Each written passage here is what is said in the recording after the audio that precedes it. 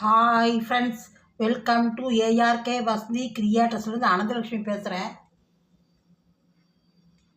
நாம் இன்னைக்கு கேக்கு தான் பண்ணலான் இருக்கேன்.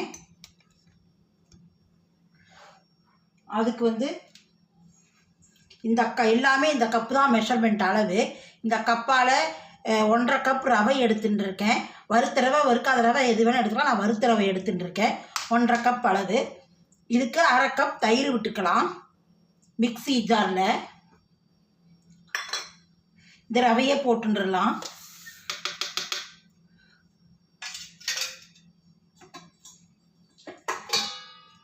அதுலேயே அளவு கரெக்டாக 1 கப் அளவு சர்க்கரை எடுத்துட்டு இருக்கேன்.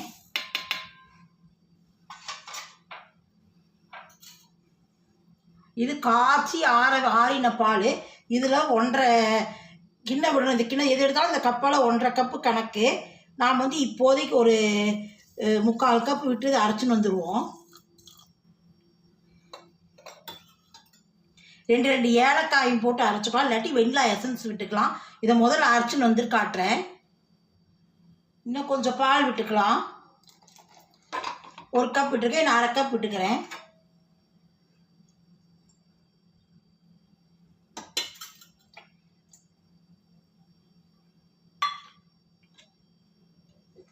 அரைச்சிட்டு வர நைஸாக இதோ பாருங்கள், அரைச்சி எடுத்துகிட்டு வந்தாச்சு. இது ஒரு 10 நிமிஷம் நல்லா ஊறட்டும். மாவு ஒரு கிண்ணத்தில் விட்டுக்கலாம்.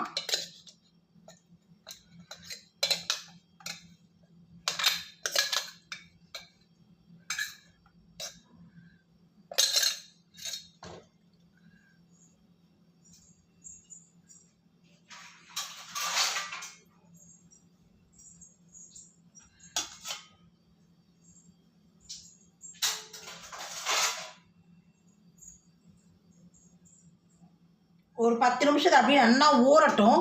அதுக்கப்புறம் பார்க்கலாம். மூடி வச்சிடலாம்.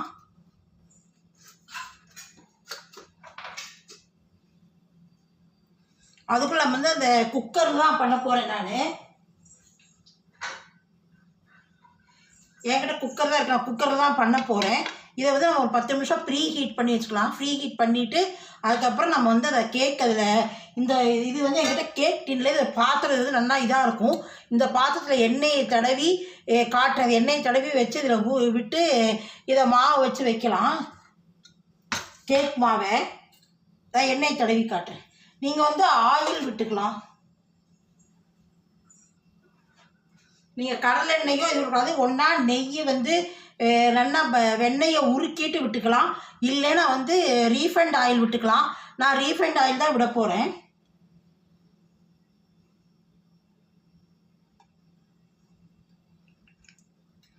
அதுக்கே 1/2 கப்பு மாவில் ரீஃபைண்ட் ஆயில் விட்டு கலந்துக்கலாம்.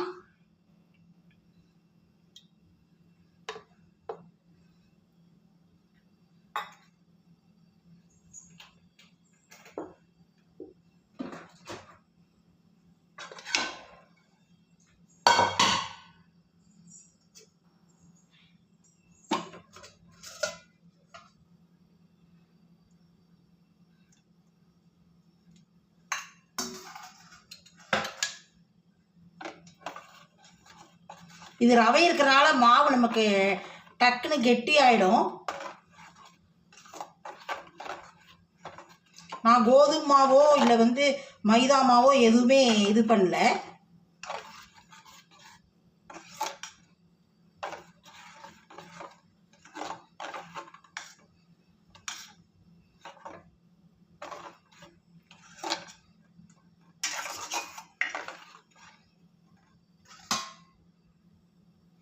மூடி வைக்கலாம்.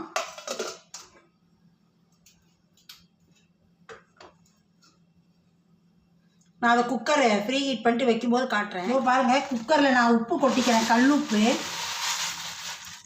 இது நான் 2-3 ட்ரிப் பண்ணிட்டேன். அதனால் உங்களுக்கு இது கருப்பாக தான் இருக்கும்.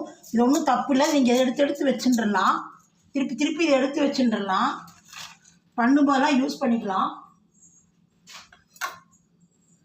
இதை இந்த மாதிரி ஸ்டாண்ட் ஒன்று போட்டுக்கோங்க உள்ள.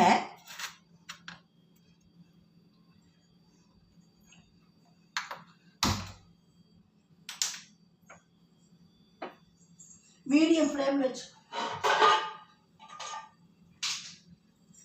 மீடியம் ஃப்ளேமில் வச்சுக்கலாம். அதை ஒரு 10 நிமிஷம் இருக்கட்டும்.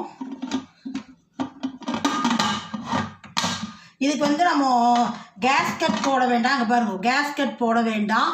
அப்புறம் வந்து வெயிட் போட வேண்டாம். எண்ணெயே மூடினா போதும்.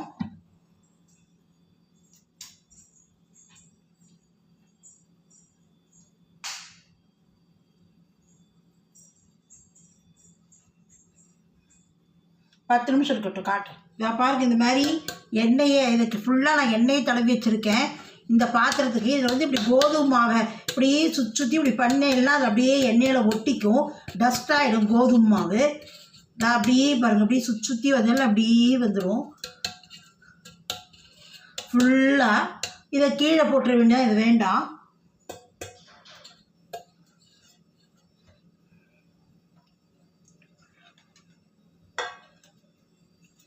இதில் வந்து நம்ம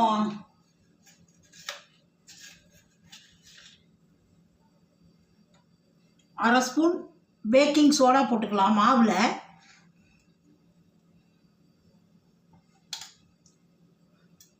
ஒரு ஸ்பூன் பேக்கிங் பவுடர் போட்டுக்கலாம்.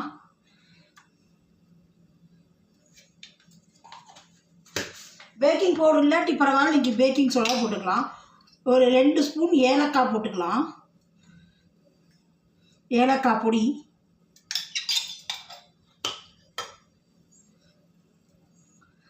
நல்லா மிக்ஸ் பண்ணிட்டுருவோம், கலந்து விட்டுருவோம்.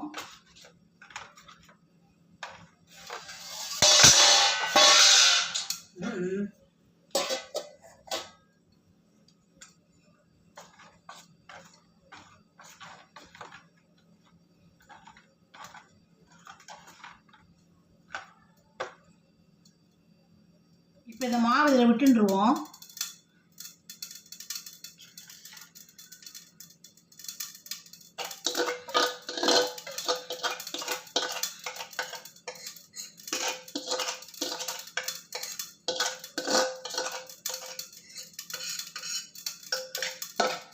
இது இப்படி நல்லா தட்டி விட்டுருவோம். ஏர் பபிள்ஸ் இருந்தாலும் உங்களுக்கு இதாகிடும். ஏர் பபிள்ஸ் உள்ளே இருந்தாலும் நமக்கு அப்படியே ஈவன் ஆகிடும். அது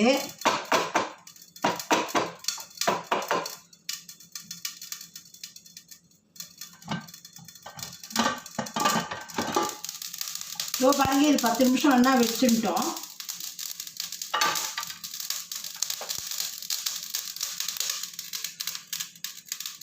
கை சுட்டுக்காக இதில் வைக்கணும். உப்பு போட்டாலே படப்படன்னு வெடிக்கிறது.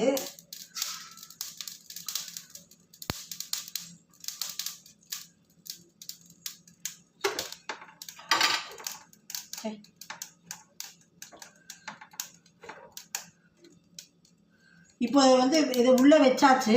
ஒரு 10 நிமிஷம் அது நல்லா எவ்வளோ சிம்மில் வைக்க முடியுமோ அவ்வளோ சிம்மில் வைக்கணும். அடுப்பை 40 நிமிஷம் இருக்கணும். 35 40 நிமிஷம் இருந்தால் தான் கேக் வேகும். அதனால் எவ்வளோ சிம்மில் இருக்குமோ அவ்வளோ சிம்மில் வையுங்கோ. 10 நிமிஷம் கழித்து நான் வந்து நட்ஸு வச்சுட்டுருக்கேன். நட்ஸெல்லாம் நறுக்கி வச்சுட்டுருக்கேன், துருவி. பாதாம், பிஸ்தா, முந்திரி. இதை ஒரு 10 நிமிஷம் கழித்து மேலே அப்படியே உப்பி வரும் மாவு. அந்த மாவு வரும்போது நம்ம இப்போ போட்டோன்னா உள்ளே போயிடும், அத்தனை நட்ஸும் உள்ளே போயிடும். அதில் வந்து நம்ம கொஞ்சம் மாவு லேசாக உப்பினோடனே 10 நிமிஷம் கழிச்சு அப்படியே தூவி விட்டுட்டு மூடி வச்சிட்டோம்னா ஒரு 40 நிமிஷம் கணக்கு. நம்ம ஒரு ஸ்பூன் இருந்தால் பார்க்கலாம், டூத்பிக் இருந்தால் குத்தி பார்க்கலாம். இல்லாட்டி ஸ்பூன் காம்பால் பின்னால் குத்தி பார்த்தீங்கன்னா ஒட்டாக வந்துன்னா கேக் வெந்துருத்துன்னு அர்த்தம். நான் காட்டுறேன், இருக்கட்டும். 40 நிமிஷம் கொஞ்சம் பார்த்தீங்களா அப்படியே உப்பின மாதிரி இருக்குது. 10 நிமிஷம் ஆகிடுத்து. இப்போ அதுக்கு வந்து நட்ஸு போட்டுவிடுவோம் மேலே அப்படியே.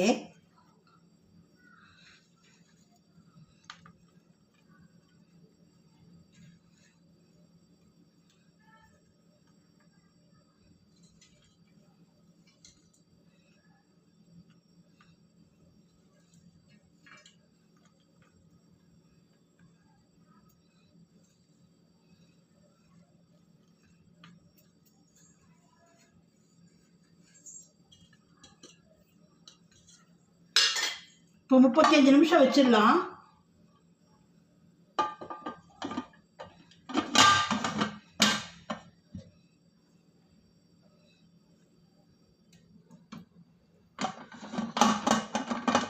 இதோ பாருங்க,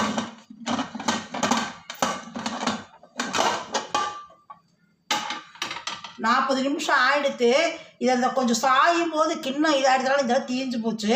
பாருங்க, இதை என்கிட்ட டூத் பிக் இல்லை, நான் ஸ்பூன் காம்பால் விட்டு காட்டுறேன். இதோ பாருங்க, ஒட்டவே இல்லை பாருங்க, கையில் நன்னா வெந்துருத்து.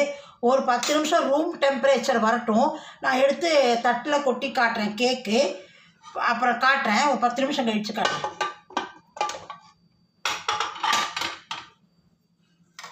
இப்போ பாருங்கள், கொஞ்சம் நல்லா ரூம் டெம்பரேச்சருக்கு வந்துடுது. அப்படி சுற்றி சுற்றி எடுக்கும். அப்படி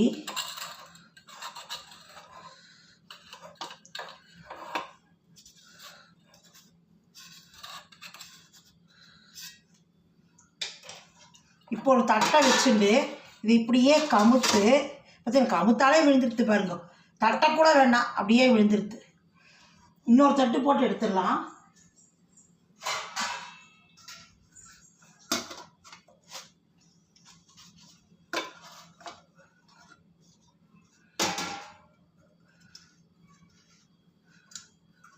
பாருங்க, கேக் எவ்வளோ சாஃப்டாக இருக்குன்னு பாருங்க. நான் கட் பண்ணி காட்டுறேன்.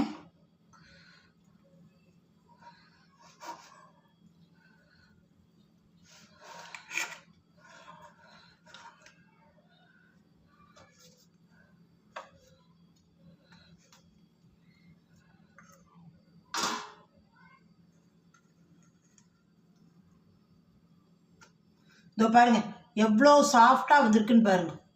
இதோ ஆனால் தெரியுறதா, சாஃப்டாக நன்னா சாஃப்டாக வந்திருக்கு.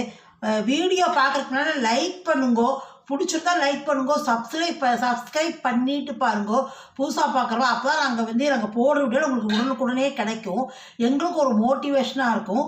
அதனால் பார்க்குறவா சப்ஸ்கிரைப் பண்ணிட்டு பாருங்கள், புதுசாக பார்க்குறவா வீடியோவை. நெக்ஸ்ட் வீடியோவில் சந்திக்கலாம்.